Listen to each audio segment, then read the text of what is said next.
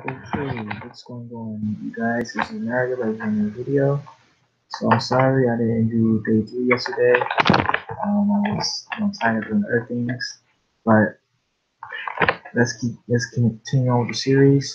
This day covers a lot of verses, and I might just go over like one or two because I want to be reading.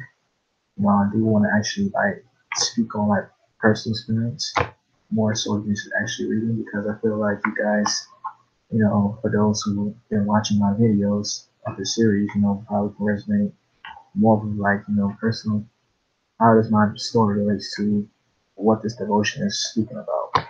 So, day 3 covers mainly about giving. It covers about, guys will take care of your needs. Don't be so caught up in, don't trust in your riches, don't trust in your possessions, and that's what day 3 pretty much covers in a nutshell.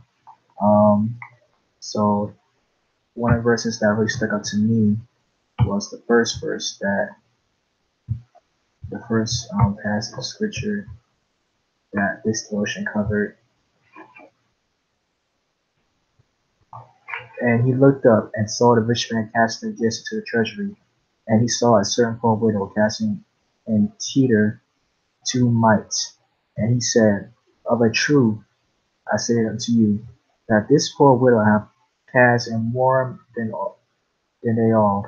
For all these have of their abundance cast into the offerings of God, but she of her penury have cast in all living that she had. So let me see. And I like the NIV version of this passage better because it kind of makes it more plain. This King James version, you just feel like you're reading like gibberish a lot of times. And Jesus looked up. He saw a rich putting their gifts into the temple treasury. He saw a poor widow put into very small copper coins. Truly, I tell you, he said, this poor widow has put in more than all the others. All these people have given their gifts out of their wealth, but she, out of her poverty, but put all she had to live on. So basically, what she's saying is she gave everything she had just so, just to please God, and that's something that God, honors because she gave from her heart. She didn't just give just because she felt guilty about it. She didn't give just so she could say she's more holier than now. She gave from her heart, and that's what Jesus honors. Because if she would have just gave selfishly, Jesus would say, "Well, she gave, just so she could look, just so she could look holy."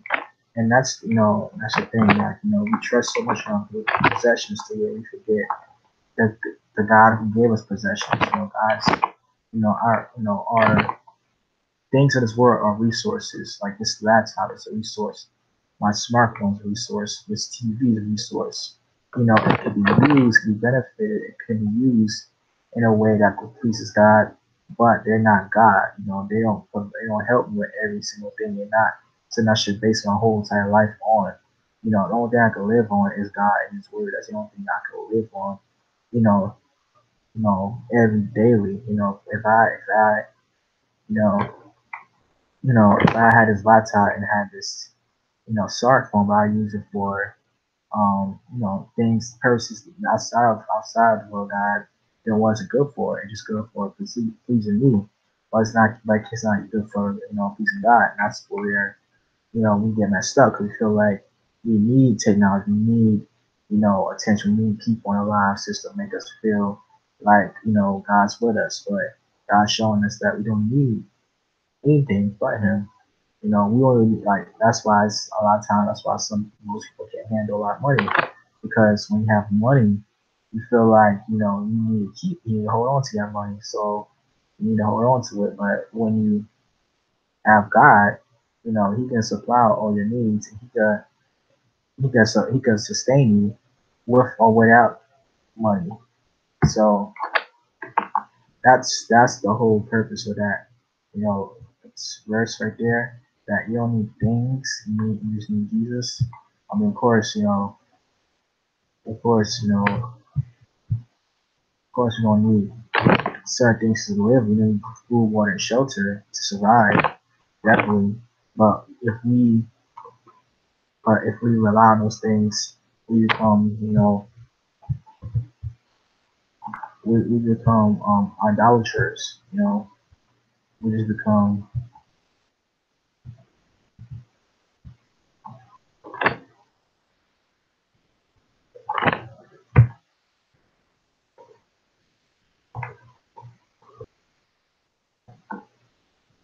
Like, here's another one.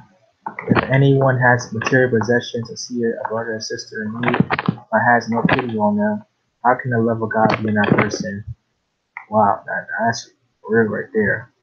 You know, it's too many people say they love God, but yet they so quick to judge somebody who's homeless or who has less than them. They say, oh you poor thing, or oh look at that bum right there in the street, out here begging for money.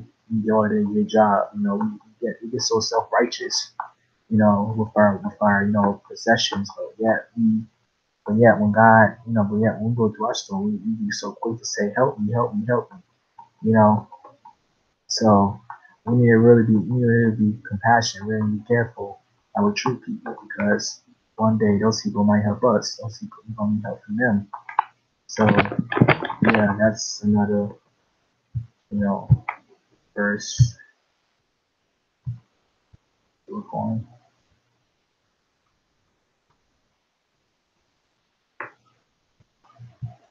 Command those who are rich in this present world not to be arrogant, nor to put their hope in wealth, which is so uncertain, but to put their hope in God, who richly provides us for everything for our enjoyment. Command them to do good, to be rich in good deeds, and to be generous and willing to share. Now this is pretty much sums the whole lesson right here. That if we are rich, if God blesses us with riches, make sure that we don't we don't become arrogant, like we don't become like, oh, I'm begging you type of mindset, or we don't become, reliant on money to where we feel like if we don't have money, then we just then we just pitiful, then we just become then we lose our self esteem. We put our identity in money, but that's not something we should put our identity in. So that's a good verse right there. Because we in America, most of us live in America. We get so caught up in having swag, having being popular, being cool, to where you know we you know to where we feel like once to where we scared if we lose money, we scared if somebody doesn't affirm us, doesn't there's a parents of that, we get scared, somebody, talks junk about us. We get so insecure about it. But like if we have Jesus, none of that stuff matters really because, what matters is our soul. I mean, yes, we need money to survive, but like if we have Jesus, if we trust in God more than money, we will have we have everything we need and some of the things we want. So it's not about how much money you guys, how much do you trust the Lord. So yeah, so that's day three. And this was a good lesson for me. I want to let you guys read the rest of the passage because I feel like I could be talking over this all day. I want this to be more focused on how can this be applied to your life type of situation. But for me, I really like this. I really enjoyed this day three of the lesson because as somebody who's just graduated from college, somebody who's I want to have look for a job, who's been making some money, but not real money, not like 9 to 5 money, because I'm doing AmeriCorps stuff, which is a service, a service, position where you serve the community. It's kind of like having a job and volunteering or combined. where you service in the community for a certain amount of hours and get paid, you know, based on how many hours you put in. But like I've been doing that for like 7, 8 months now, and it's been kind of rough because they've been going.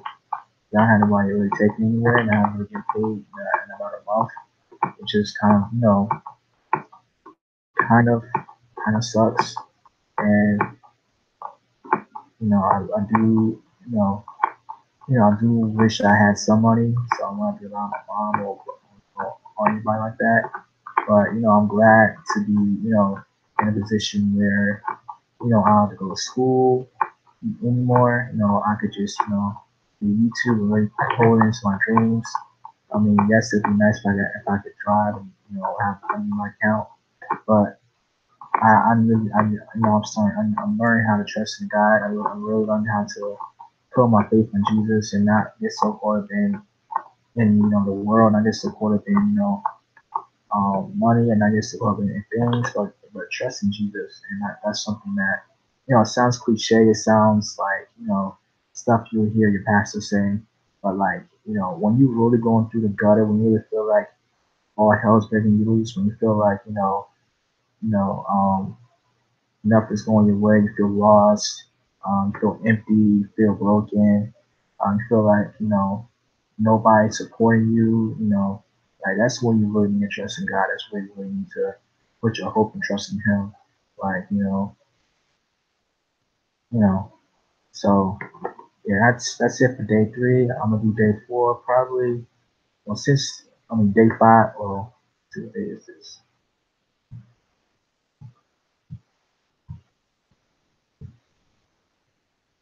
Oh, this is day four. My bad. Okay, I'm gonna do day five. Probably later on tonight, maybe. But yeah, this is Larry Walker signing off.